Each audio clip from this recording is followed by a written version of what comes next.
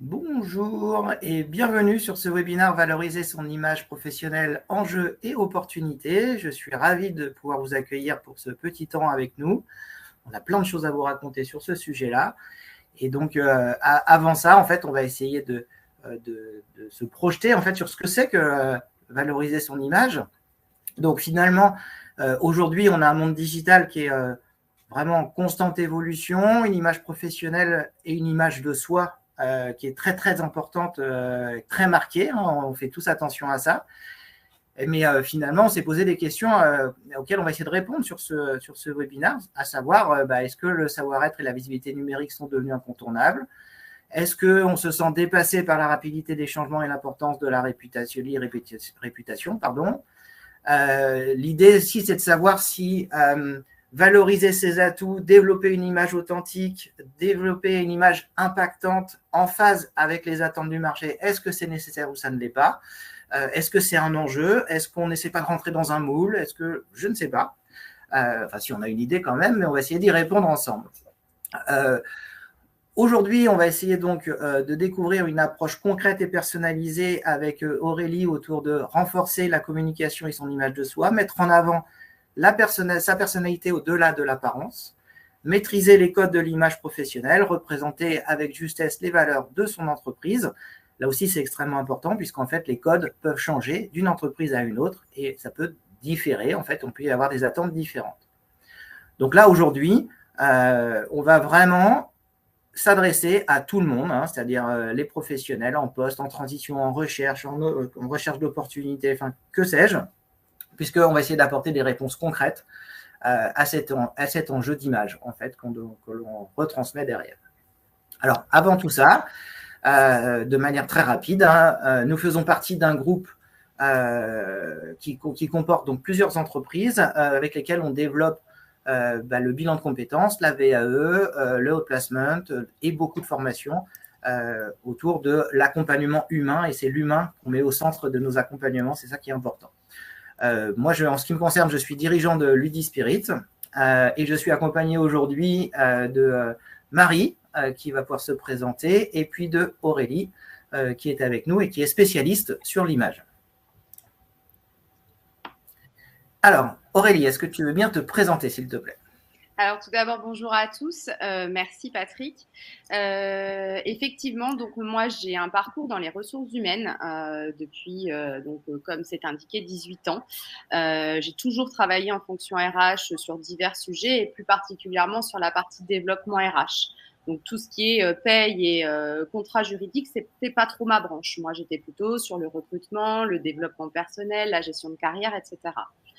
Et puis en 2021, j'ai souhaité m'orienter plus sur l'image et comprendre un petit peu pourquoi quand je recrutais une personne, parfois j'avais déjà une impression alors que la personne n'avait pas forcément encore évoqué son parcours, ou quand je partageais avec des managers au quotidien, je me disais mais tiens, c'est bizarre, il y a des jours je le sens plus que d'autres. Pourquoi? Donc c'est là où je me suis intéressée à l'image et donc je me suis formée et j'ai été certifiée au conseil en image et à la posture professionnelle en 2021. Et depuis, j'accompagne effectivement mes clients de manière individuelle ou collective, soit dans le cadre de, dirigeants d'entreprise qui ont envie effectivement de travailler un peu sur leur image, ou à titre plus individuel ou voire collectif dans le cadre d'insertion professionnelle pour des personnes qui souhaiteraient trouver ou retrouver le marché du travail ou se reconvertir et qui sont plus trop à l'aise avec leur image. Voilà. Alors, je note quand même ton objectif, qui est de rendre chaque image et présentation authentique, impactante et mémorable. C'est également l'objectif de ce webinaire. Ça tombe super bien pour le coup. On est accompagné également de Marie, tu veux bien te présenter. Donc, bonjour à tous, moi je suis Marie, enchantée d'être avec vous ce matin. Je suis consultante en orientation professionnelle et scolaire basée en Ille-et-Vilaine et pour ce webinaire, je serai votre régisseuse. N'hésitez pas à poser vos questions via le chat. Nous y répondrons soit au cours du webinaire, soit en fin de présentation. Passez un agréable moment à tous. Merci beaucoup. Alors c'est parti, donc l'image et la communication, quels sont les enjeux autour de ce truc-là? Qu'est-ce que ça veut dire et pourquoi on parle de communication et on l'associe à l'image? Aurélie, est-ce que tu veux bien nous éclairer? Alors effectivement, l'image déjà, c'est la première question à se poser, c'est de se dire, l'image c'est pourquoi, c'est pour qui? Et avant tout, souvent quand je pose cette question-là, on me dit, c'est pour les autres. Eh ben non, l'image avant tout, c'est pour nous-mêmes. D'abord, c'est pour nous-mêmes. Et elle retranscrit très souvent un petit peu, sans parfois qu'on s'en rende très compte, on retranscrit un petit peu notre état émotionnel aussi à travers notre image. Et puis, souvent, je prends l'exemple de quand on est malade. Quand on est malade, on n'a pas envie. Et c'est un petit peu le petit bonhomme là que vous voyez à l'écran. On n'a pas envie, on a juste envie, c'est de se retrouver sous sa couette, se mettre bien au chaud et se cacher. Voilà. Au quotidien, parfois en se rendant compte, parfois inconsciemment, avant tout, l'image, c'est pour soi, comment moi je me sens, comment moi je vais et qu'est-ce que j'ai envie de véhiculer. Donc, en fait, si je comprends bien, l'image, c'est pour soi et c'est pas forcément pour les autres. Et beaucoup de gens font l'inverse. Voilà. En fait, c'est surtout en priorité, c'est pour soi. Et surtout, je dirais, et c'est aussi le petit bonhomme de sourire de façade, si on essaye de véhiculer l'image avant tout pour les autres, on ne véhicule pas sa vraie image, sa vraie intention et son alignement, entre guillemets. Souvent, je parle d'alignement intérieur et extérieur. Eh bien là, c'est ça. Donc, avant tout, l'image, c'est pour soi. Et plus on se sent aligné avec soi-même et son intérieur, et plus l'image que l'on renvoie est authentique et complètement alignée avec le message que l'on souhaite passer aux autres. Super. Alors, quand on parle d'image de soi, du coup, on parle de quoi exactement? En quoi ça fait la différence? Alors, quand on parle d'image de soi, souvent il y a plein de choses qui viennent en parallèle. On va parler, et c'est les trois éléments là qui sont mis en avant. Quand on parle d'image, au bout du bout, on parle de confiance. Mais avant de parler de confiance en soi, qui est quelque chose de malgré tout très difficile et qui varie au fur et à mesure, des années, de ce qui nous arrive dans la vie, etc. Et de ce que l'on nous renvoie de nous, hein, parce qu'on est quand même dans une société où effectivement il y a beaucoup de choses que l'on renvoie aussi et que les autres nous renvoient à notre sujet. Donc avant tout, l'image de soi, c'est qu'est-ce que je souhaite renvoyer moi? J'en reviens à ce que je disais tout à l'heure. Déjà, en premier lieu, très égoïstement, c'est moi. Qu'est-ce que je souhaite renvoyer? Qu'est-ce que je souhaite dire de moi et qu'est-ce que je souhaite laisser comme trace?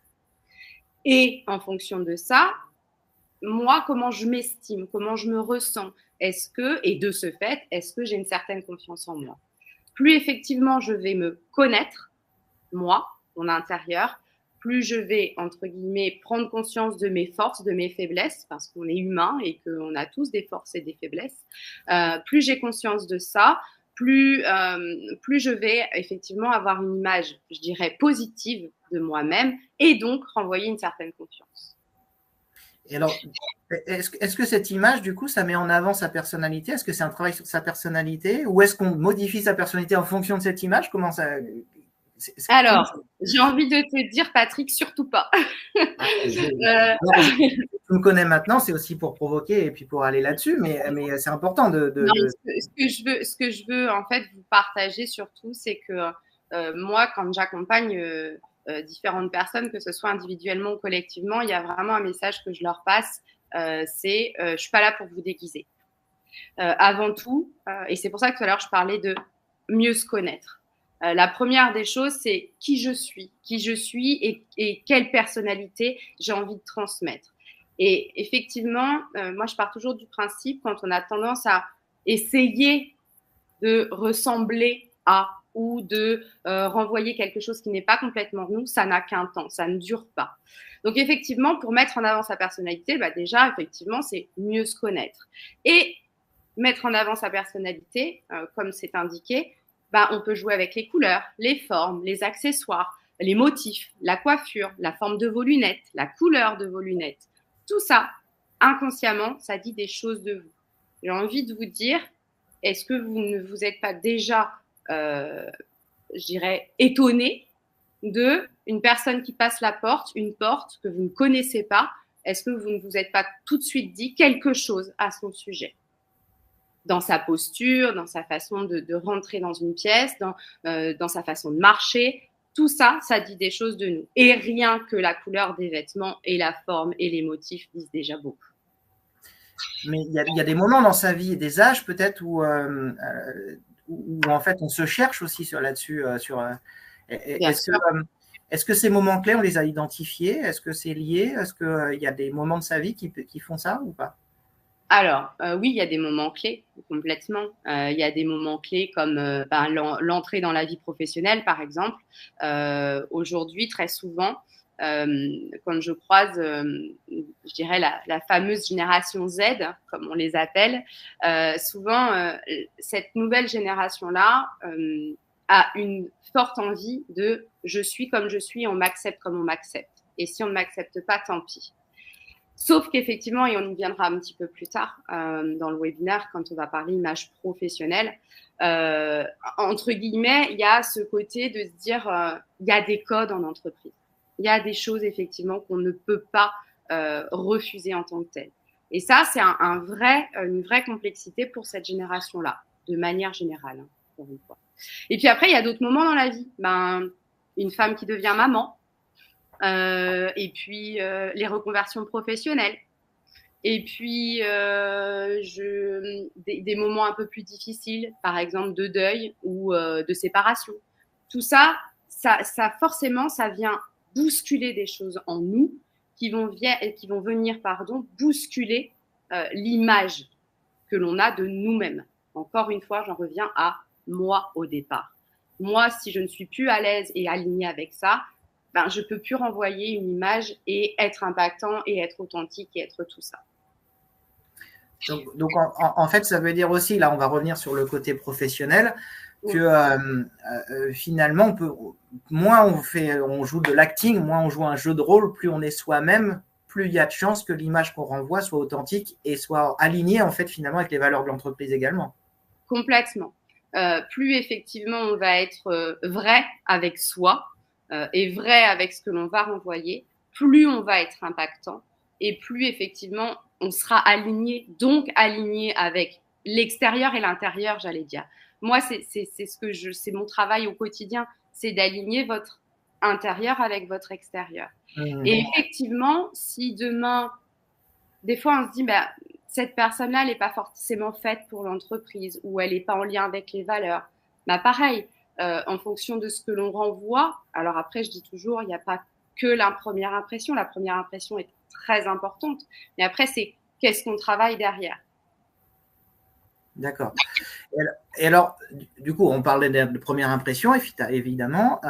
C'est immédiat et c'est inconscient. Tu en as parlé plusieurs fois.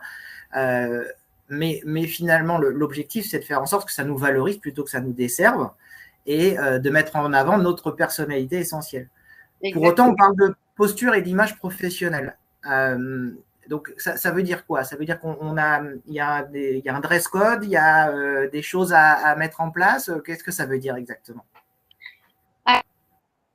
Plusieurs choses, en fait, dans ce qu'on se dit. La première impression, comme je le disais tout à l'heure, il y a la première impression vis-à-vis de soi et vis-à-vis des autres. L'image, elle a bien ces deux versants-là, le versant psychologique et le versant sociologique.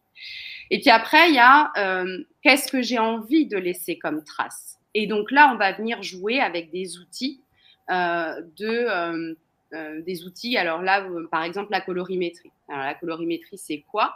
C'est aller travailler quelles couleurs qui entourent mon visage vont me révéler, vont m'illuminer. Alors c'est assez bluffant quand on fait une séance de colorimétrie de se rendre compte à quel point certaines couleurs vont vraiment illuminer notre visage et vont avoir un effet un peu bonne mine, je dirais, et vraiment révélateur. Et puis d'autres couleurs qui vont avoir un effet fatigué, malade. Et pourtant, je n'ai rien changé. Je n'ai pas changé de couleur de cheveux. Je ne me suis pas maquillée entre-temps. Je suis la même personne. Et pourtant, ces couleurs, en fait, autour d'une méthode de draping, donc de passer effectivement un certain nombre de tissus de couleurs autour du visage, vont refléter et donc vont me donner un aspect plus péchu, plus dynamique, plus illuminé, très clairement, au niveau du visage. Donc ça va être un outil qui va permettre effectivement de se dire, voilà, comment j'arrive à me mettre en valeur. Donc là, c'est vraiment moi vis-à-vis des autres. Et puis, il y a tout le reste aussi. Comme tout à l'heure, je disais, quand une personne va rentrer dans une pièce, dans sa façon de marcher, dans sa façon de se positionner, dans son regard, elle nous dit déjà beaucoup de choses. Et ça, c'est quoi? C'est la fameuse étude d'Albert Mehrabian qui nous dit que dans notre façon de communiquer, il y a 3 vecteurs. Le premier vecteur par lequel on communique, c'est le non-verbal. Et le non-verbal, c'est quoi? C'est nos vêtements, c'est notre couleur de cheveux, c'est la façon de nous positionner. On parle souvent des personnes qui vont être les bras croisés, de se dire ces personnes-là vont peut-être plutôt être fermées, peut-être pas, mais en tout cas, c'est la première impression inconsciente que notre non-verbal renvoie. On a une première question qui nous dit, est-ce qu'il y a des couleurs qui sont à éliminer d'office, peu importe qui nous sommes, notre couleur de cheveux, ou bien c'est forcément du cas par cas? Alors, oui, c'est forcément du cas par cas. Et encore une fois, il y a 2 choses. Il y a la colorimétrie, dont je parlais juste avant.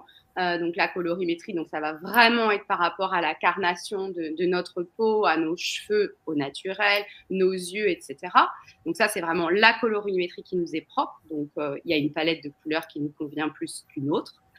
Et puis après, il y a la symbolique des couleurs. Je ne sais plus, il me semble effectivement qu'on en parle un petit peu aussi un peu plus tard. C'est de se dire effectivement la symbolique des couleurs. Chaque couleur renvoie quelque chose inconsciemment. Alors, par exemple, souvent quand je dis, si je vous dis la petite robe noire, ça vous fait penser à quoi? Très souvent, qu'est-ce qui va ressortir? C'est l'élégance, le chic, le côté très sobre et aussi le deuil. Oui, le noir inconsciemment, en tout cas dans notre société française, peut renvoyer cette image-là. Eh bien, chaque couleur a sa signification. C'est ce qu'on appelle la symbolique des couleurs. Et c'est très inconscient. Donc là, on va vraiment se dire, au-delà de ma colorimétrie, des couleurs qui me reflètent et qui m'illuminent le plus, quel message j'ai envie de renvoyer?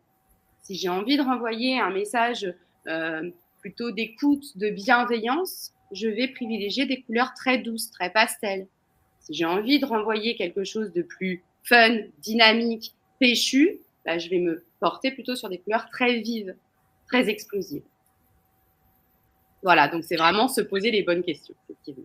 Donc en fait, pour la blague, les grandes époques, Véronique et Davina, les fluos et tout ça, c'était pour renvoyer quelque chose de dynamique, quoi, en fait.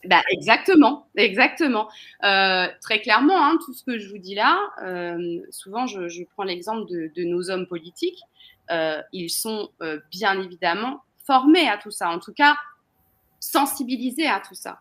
Le bleu marine, qu'est-ce que le bleu marine nous renvoie? Le bleu marine nous renvoie une image plutôt d'autorité, de cadre, de sérieux, de rigueur. Encore une fois, regardez nos hommes politiques. Nos hommes politiques sont très souvent en bleu marine et blanc ou des couleurs plutôt foncées.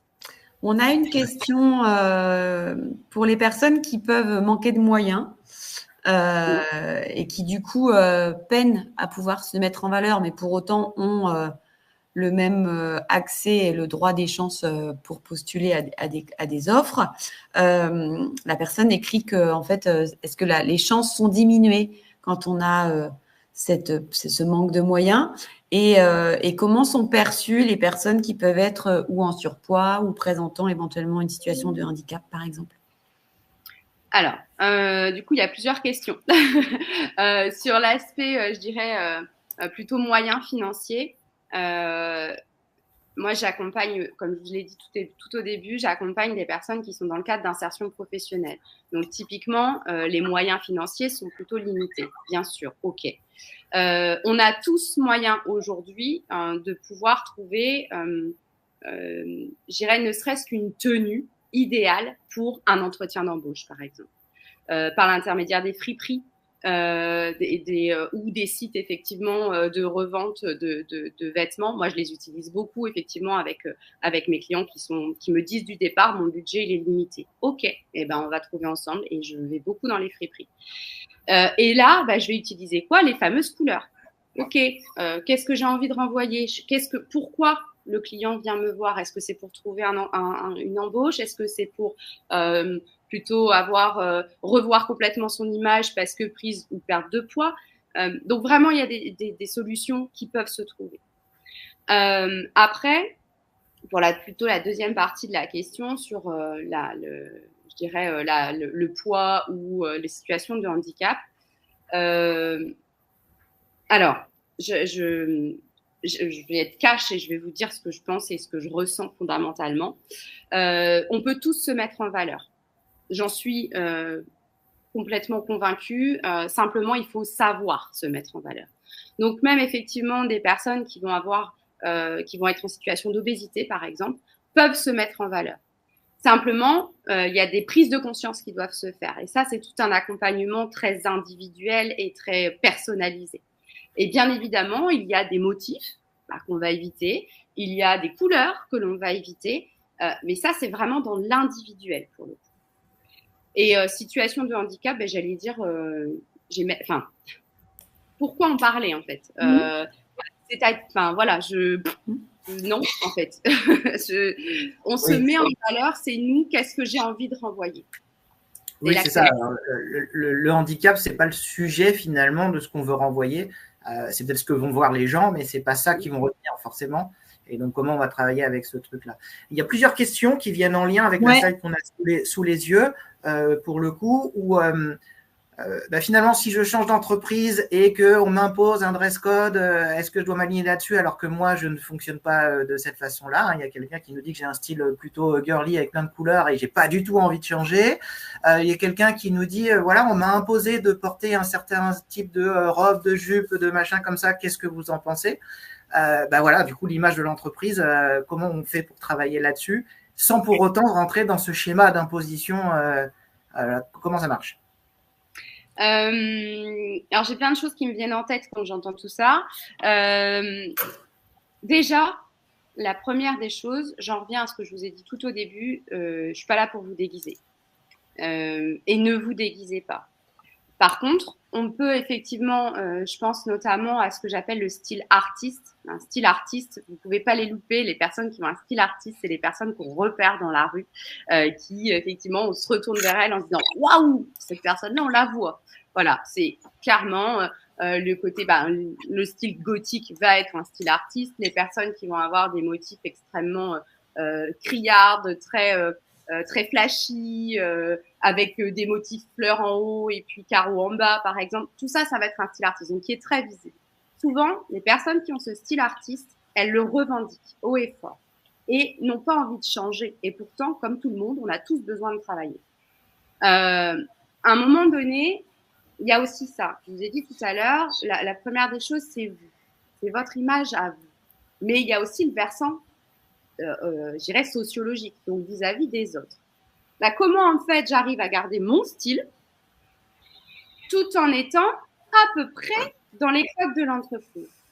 Et puis après, pour aller encore plus loin que ça, si on ne se ressent pas dans les codes de l'entreprise, faut peut-être se poser des bonnes questions aussi. Est-ce que vraiment je suis au bon endroit? Est-ce que les valeurs de cette entreprise me représentent? Typiquement, je vous prends mon exemple. Je savais, quand j'ai démarré ma vie professionnelle, que le secteur bancaire ne m'attirait pas. Pourquoi? Parce que je savais lors des différents entretiens que j'ai pu passer, et notamment dans certains secteurs bancaires, on m'a dit du départ, nous, c'est de toute façon tailleur à cette époque-là, tailleur, veste, jupe obligatoire. C'était pas moi. Donc j'ai refusé. Je suis allée dans un secteur plus industriel qui me ressemblait plus. Donc, c'est ça aussi, il y a qui je suis, j'en reviens à ce qu'on disait tout au début, qui je suis, est-ce que je m'accepte, je m'estime, et quelle est ma confiance en moi? Tout ça, c'est lié. Alors, il y a une question, on va peut-être répondre tout à l'heure en demandant s'il y avait des références type livre ou autre qui permettaient en fait d'avoir des références fiables au terme de colorimétrie et autres. Et puis il y a la suite aussi qui vient, c'est-à-dire qu'on parle beaucoup de tenue vestimentaire, mais il y a d'autres choses qu'on va renvoyer et qui sont importantes. J'aimerais bien qu'on s'attarde un petit peu là-dessus, et notamment tout ce qui est autour de la parole, la façon de fonctionner, la façon de parler, mais aussi à l'image qu'on va renvoyer à d'autres endroits, parce qu'aujourd'hui l'image est présente partout.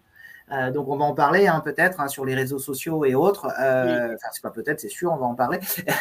et c'est extrêmement important aussi cette image qu'on va renvoyer. Et pour le coup, il y a un enjeu qui est important, c'est qu'il faut qu'elle soit en adéquation avec ce que l'on est, parce que si c'est triché, vous pouvez être sûr que ça ne marchera pas pour la suite. Mais bon, voilà, je ferme cette parenthèse. Alors, on parlait de parole, on parlait de ce que l'on renvoie aussi par rapport à la façon de pitcher, de présenter, de se présenter. Il y a une méthode que tu voulais mettre en avant, la méthode DIVA. Est-ce que tu veux en parler ? Oui, rapidement. Ça va avec ce que je vous disais tout à l'heure sur le non-verbal. Dans le non-verbal, effectivement, il y a notre façon, notre intonation et notre voix. Dans le non-verbal, il y a la gestuelle, il y a tout ça. Et puis après, il y a ce qu'on appelle le vocal. Donc, c'est vraiment la voix. Et dans la voix, souvent, je parle de la méthode DIVA. Dans la voix, il y a quoi ? Il y a le débit de parole. Est-ce que je parle vite ou lentement ? L'intonation. Est-ce que j'insiste sur certains mots ou pas ? La vitesse, pareil, cette rapidité, et l'articulation. Une personne qui va vous dire la même phrase avec les mêmes mots, mais qui n'aura pas la même rapidité de parole ou n'aura pas la même façon d'articuler, ne vous laissera pas la même impression. Oui, ça s'apprend de toute façon de pitcher. C'est vraiment quelque chose qui se travaille, mais qu'il faut que ce soit en adéquation avec ce que l'on est aussi. Si on est un fervent adepte de l'humour, il n'y a pas de raison de changer dans une intervention, par exemple. Voilà, c'est important. Donc, il y a des enjeux, en tout cas, pour valoriser son image pro. La première étape, en fait, c'est la présence digitale, ce qu'on appelle le personal branding.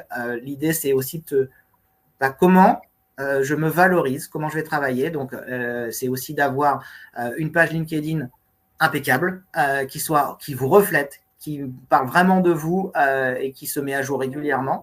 Ça aussi, c'est extrêmement important puisque aujourd'hui, n'importe quel recruteur, tu vas pouvoir en parler, Aurélie, puisque tu as fait beaucoup de recrutement, mais le premier truc qu'on fait, c'est moteur de recherche, on tape votre nom et on voit ce qui sort, quoi. Et donc, ce qui sort en premier, souvent, alors on a Copain d'avant ou des trucs comme ça qui traînent depuis des années, mais on a souvent LinkedIn et Facebook. Donc là, ça veut dire aussi de renvoyer une image qui soit impeccable, en fait, en tout cas sur ces sujets-là. Impeccable, je suis pas sûr que ce soit le mot, mais qui soit en adéquation avec ce que l'on est.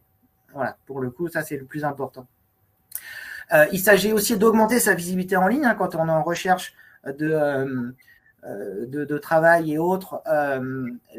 Ou même de partenaires, voilà, il faut utiliser aussi, ce qui est important, c'est les mots-clés, les mots pertinents qui sont liés à nos domaines d'expertise, mais aussi à ce que l'on est. L'idée, c'est de faire cette adéquation-là. Par exemple, si je vais parler de moi et de Ludispirit dont on parlait tout à l'heure, eh bien, de quoi je vais parler ? Je vais parler de tout ce que j'aime, c'est-à-dire le livre, la BD, les jeux, les mises en situation et tout ça. Et en fait, c'est le cœur finalement de Ludispirit, c'est exactement ça.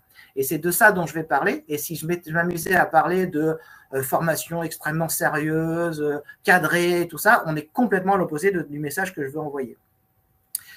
Et puis, l'idée, c'est de faire des publications aussi régulièrement, si on veut se mettre en avant, si on veut être en adéquation avec l'image professionnelle que l'on a ou ses recherches pour aller vers d'autres professions. C'est extrêmement important aussi de publier. Il ne faut pas être passif, en tout cas, sur les réseaux. On a une question qui nous demande, et si on n'est pas sur les réseaux et que du coup le recruteur ne trouve rien sur nous, c'est quoi la perception ? Alors ça dépend où vous postulez. C'est toujours pareil. Mais globalement, aujourd'hui, la perception, ça va être plutôt de quelqu'un qui n'est pas dans le coup, en fait, qui n'est pas du tout en mouvement avec la société, avec ce qui se passe aujourd'hui. Et ça peut créer un décalage d'entrée. Aurélie, tu veux compléter peut-être ? Alors, tout à fait, et je dirais même ou qui pourrait avoir des choses à cacher aussi. Aujourd'hui, effectivement, on est beaucoup, en 2025, on parle énormément des réseaux, et tu l'as dit, tu as parlé de LinkedIn, Facebook, on parlait de génération Z tout à l'heure, ne pas du tout être retrouvé, même quand on ne joue pas sur les réseaux, même quand on n'est pas sur les réseaux, j'allais dire, franchement, pour le faire encore régulièrement, effectivement, taper les noms de mes candidats, rien trouvé aujourd'hui même pour les personnes qui ne sont pas très réseau, hein, vous avez forcément participé à une soirée, un truc associatif ou quoi aux caisses où il y a eu des photos de prise. Enfin, c'est quand même très, très rare, honnêtement. Ne rien trouver du tout. Après, l'intérêt de faire vivre vos réseaux aussi, je vais clôturer là-dessus, mais c'est aussi de permettre aux personnes qui vont faire des recherches sur vous d'arriver sur ce que vous souhaitez et l'endroit où vous voulez qu'ils arrivent. Alors que ne rien faire, c'est prendre le risque que peut-être quelqu'un ait fait une publication d'une soirée de beuverie un jour et que finalement on va tomber là-dessus et pas sur un truc sérieux. Et ce qui est dommage, en fait, pour le coup. Alors je dis beuverie ou autre chose, hein, attention, il n'y a pas de... donc, en tout cas, vous ne mettrez pas à votre avantage. Ouais, c'est ça. Il y a aussi un enjeu, c'est finalement de développer vos compétences en communication. On en parlait tout à l'heure, hein, il y avait la méthode qu'a proposée Marie avec la méthode d'Iva tout à l'heure. Mais il n'y a pas que ça aussi. Hein, c'est vraiment d'être clair, d'être efficace, à la fois dans sa communication verbale, mais aussi et surtout dans sa communication écrite. Aujourd'hui, c'est trop mis de côté. Et en fait, peu de gens ont pris la mesure de ce truc-là. Aujourd'hui, c'est déprimant de recevoir des mails bourrés de fautes d'orthographe et de fautes de syntaxe. C'est déprimant de recevoir des lettres de motivation, ou pas d'ailleurs, avec des gens qui nous disent « mais maintenant, les gens ne les lisent plus ». C'est pas vrai. C'est encore lu une lettre de motivation. Donc voilà, c'est important de prendre la mesure de ces enjeux-là autour de l'écrit. Et puis, ça passe aussi par l'écoute active, c'est s'écouter les uns les autres. Si j'écoute pas mon interlocuteur, si je suis pas en capacité de décrypter finalement ce qu'il souhaite et ce qu'il attend de moi, il y a de fortes chances que je réponde à côté et que du coup, ça ne marche pas, la communication qu'on a ensemble. Et donc ça, c'est important aussi d'être dans l'écoute pour répondre de la bonne manière. Ça, c'est important. Ensuite, on a la question de s'habiller de manière appropriée. On a beaucoup insisté là-dessus, hein, évidemment, sur la tenue et puis voilà, avec tous les enjeux qu'il y a entre ce que je suis, ce qui est attendu dans mon corps de métier, et puis le sérieux que je veux renvoyer ou pas, voilà, en fonction de ce que je vais mettre en place. À titre d'exemple, et je vais aller très très vite là-dessus, une fois j'ai reçu quelqu'un en entretien qui postulait pour travailler dans un centre d'animation, donc avec des enfants, avec tout ça, et qui est arrivé en costume. Bah, du coup, il y avait une inadéquation complète avec la réalité de ce qu'il allait faire, ce qui a posé beaucoup de questions malgré le sérieux de la personne, en se disant mais est-ce qu'elle va être bien là en fait? Est-ce qu'on ne se trompe pas? Voilà. Tout à fait. L'enjeu, j'aime bien prendre cet exemple-là d'ailleurs parce qu'il est à l'inverse. Tout le monde se dit il faut porter un costume pour faire. Eh ben non, là sur le coup-là, c'était l'erreur en fait pour le coup. L'enjeu aussi, c'est de cultiver son expertise et de la partager, renforcer sa crédibilité sur ce que l'on sait. Mettre en avant ses formations, ses certifications. Et tout ça, ça se met en avant où? Sur les réseaux sociaux, sur votre CV, sur votre lettre de motivation, sur les choses que vous allez pouvoir remettre aussi, hein, par exemple un entretien annuel, un entretien professionnel, de dire voilà où j'en suis, voilà ce qui s'est passé, voilà comment j'avance, et voilà ce à quoi j'aspire dans l'entreprise. C'est aussi votre image. C'est-à-dire que si on est attentiste, il y a peu de chances qu'on vous donne une promotion. Hein. Enfin, je veux dire, c'est pas comme ça que ça va se passer. Pour autant, ça ne veut pas dire que vous n'êtes pas professionnel, compétent et que vous ne vous êtes pas formé. Donc, c'est dommage, des fois, de passer à côté. Il y a aussi le côté positif au travail, et ça, c'est important. L'attitude que l'on adopte, quelqu'un qui est défaitiste tout le temps, on a moins envie de travailler avec que celui qui est positif, en fait, et qui est respectueux des autres, qui est professionnel, qui est dans l'interaction. Donc là aussi, c'est important. Il faut se projeter sur... Moi, je dis toujours, qu'est-ce que vous aimeriez qu'on vous dise à vous? Quelle image vous aimeriez qu'on vous renvoie? Du coup, faites pas l'inverse. Et c'est souvent ce qui se passe, en fait. Hein.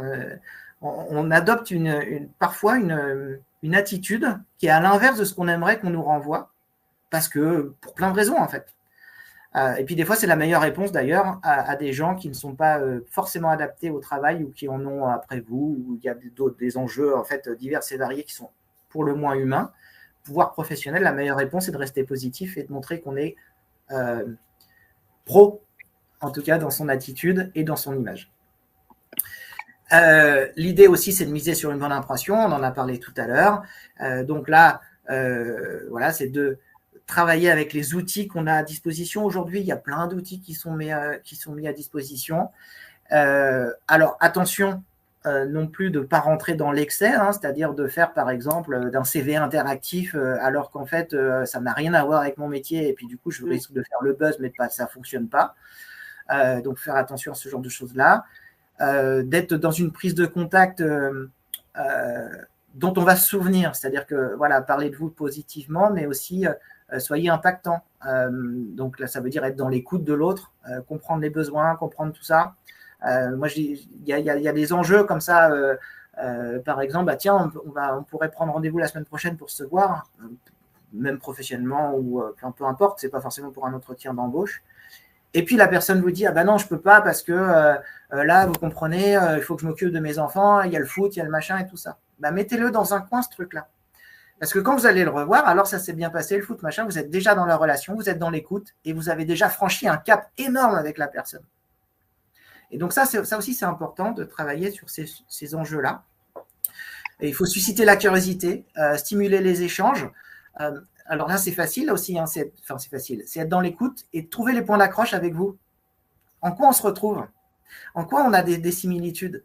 Ça peut être sur le sport, ça peut être sur professionnellement, ça peut être sur les compétences, ça peut être l'école qui est similaire à la nôtre, ça peut être, même si c'est à 20 ans d'écart, ça peut être la formation qu'on a suivie, ça peut être une personne en commun, ça peut être tout ça. Mais c'est déjà le premier point d'accroche pour avancer en fait et amorcer les échanges. Et puis il y a l'image, on en a parlé suffisamment, à la fois sur les réseaux, à la fois sur ce que vous voulez renvoyer, à la fois aussi sur votre... on parle souvent de photos ou pas photos sur le CV par exemple, photos ou pas photos sur LinkedIn, photos ou pas photos sur Facebook. Moi j'ai envie de dire, professionnellement en tout cas, oui, mais une photo pro. Et une photo pro, ça ne veut pas dire la photo que j'ai découpée parce que je me trouvais sympa, avec encore sur l'épaule la main de l'oncle machin parce qu'on était une photo de famille ou une photo de mariage. Et voilà, ça veut dire une vraie photo pertinente et qui soit en corrélation aussi avec l'image qu'on veut renvoyer, qui nous ressemble, mais qui ressemble aussi à l'endroit où on veut aller. Et ça, c'est important. Et puis, un enjeu de présentation des compétences pour être de manière dynamique. Il y a la question du réseautage, donc ça c'est important aussi, donc c'est à ne pas négliger, et ce réseautage, ça passe par trouver les bons interlocuteurs, les bonnes opportunités professionnelles, les relations solides, et tout ça, ça se travaille par son image, par sa posture, par ce que l'on porte, on en a parlé suffisamment tout à l'heure, et par ce que l'on va renvoyer, c'est-à-dire que si je ne suis pas... à l'aise, par exemple, pour aller aborder les gens dans un couloir d'un salon pour leur présenter ce que je fais, ben, du coup, c'est quoi mes outils à moi? Il faut trouver les bons outils qui me correspondent pour pouvoir travailler cette image. Et ça, c'est important d'être en adéquation là-dessus. Donc finalement, si on synthétise tout ça, valoriser son image professionnelle, ça nous aide à quoi? Connaître les compétences qui intéressent les employeurs, ok, mettre en valeur ses compétences et surtout, on l'a dit suffisamment aujourd'hui, avoir confiance en soi, c'est de travailler sur sa confiance. Donc ça, c'est extrêmement important de gagner en confiance, en tout cas, sur tout ça. Si je porte des choses qui ne me ressemblent pas, je ne serai pas en confiance. Si on m'oblige à porter des vêtements qui sont complètement à l'opposé de ce que je suis, forcément, je ne serai pas à l'aise. Si je ne suis pas à l'aise, je ne serai pas en confiance. Parce que pas à l'aise, ça veut dire pas d'estime de soi, donc pas confiance en soi. Donc tout ça, c'est important et ça a un impact très très fort là-dessus. Est-ce que tu veux compléter, Aurélie, et conclure davantage? On a dit beaucoup de choses, mais effectivement, moi, si je devais vraiment donner 3 points essentiels, la première, c'est mieux se connaître et vraiment mieux se connaître, c'est qu'est-ce que j'ai envie de renvoyer comme message. Et puis en dernier lieu, et tu l'as dit tout à l'heure, Patrick, une fois que j'ai connecté, c'est m'intéresser à l'autre. Et de là, il y a une vraie prise de conscience de soi, une vraie prise de confiance aussi en soi et en l'autre. Et il y a une vraie relation professionnelle intéressante et vraie qui se met en place. On a une question, oui. Pardon Aurélie, je te coupe, qui dit comment trouver les codes de l'entreprise? Alors, les codes, ça va être surtout dans les valeurs de l'entreprise. Les valeurs de l'entreprise, vous allez les trouver sur le site internet de l'entreprise. Si une entreprise a, je ne sais rien, moi, les valeurs, par exemple, de rigueur, de qualité, relation qualité-client, ça va quand même être effectivement une entreprise qui va mettre en avant ce côté très pro, carré, cadré, avec cette rigueur et ce côté procédure. Et puis, si effectivement le côté relationnel client, qualité service client est important, l'écoute à l'autre va être importante. Donc l'écoute, si j'en reviens à mes couleurs, l'écoute, ça va être des couleurs très douces, pastel et bienveillantes en fait. Il y a la bienveillance derrière tout ça. Donc les codes, les valeurs vous disent beaucoup de choses déjà. Alors il y a une question là qui m'intrigue, avec quelqu'un qui dit alors si je ne suis pas sur les réseaux sociaux, finalement je suis une personne louche, ou si j'expose pas ma vie privée, je suis une personne louche. Alors c'est pas tout à fait ce qu'on a dit en fait. Ce qu'on a dit, c'est que sur les réseaux, c'est important de renvoyer une image professionnelle, et cette image, pour le coup, elle doit refléter ce que vous êtes. Pour autant, ça ne veut pas dire que vous devez étaler votre vie en fait. C'est pas ça. C'est pas ça du tout. Et aussi de se dire, si j'étale ma vie, parce qu'effectivement, on a aussi des personnes qui aiment étaler leur vie sur les réseaux, j'en suis conscient et je l'accepte et j'accepte les conséquences que ça peut avoir en fait. C'est juste ça. Après, bien évidemment, la vie privée reste la vie privée. Mais ce qu'on a voulu dire avec Patrick, c'est attention, tout se trouve facilement. Donc, si on trouve des choses facilement, pour reprendre l'exemple de Beuvry, par exemple, soyez-en conscients. Et soyez-en conscients et donc acceptez-le et assumez-le, en fait. C'est juste ça. Mais bien sûr, la vie privée reste la vie privée. Mais on a tellement accès à beaucoup de choses aujourd'hui que ça peut laisser une image de vous. Forcément. On a une dernière question qui dit: quel est le socle commun qu'il faut absolument avoir pour une belle entente professionnelle?